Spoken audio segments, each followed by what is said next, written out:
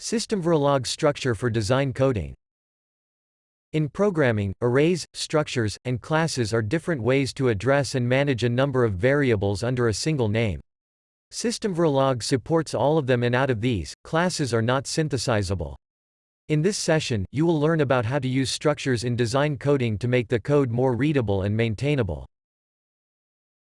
A structure is a collection of different data types that can be referred under a single name. Here is the syntax to declare a structure in Systemverilog. The keyword struct, list of member variables within braces separated with semicolon, name of the structure variable, and semicolon.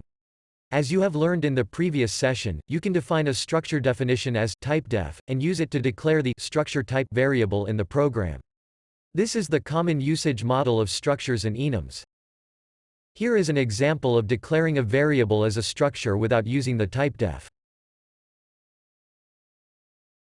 Here the variable ABC1 is used to hold data on a channel which got address, data, source and destination fields in it.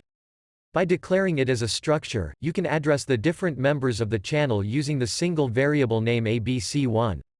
It is done by using a dot after the struct variable name, like abc1.adder, abc1, data, etc.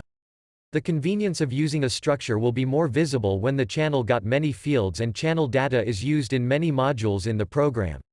Ideally, you should define the structure as a typedef if it is used in multiple places, which is shown here. This will make abc_channel_t behave as a new data type in Systemverilog, and you can declare variables of its type. Here the variable abc1 is of type abc_channel_t.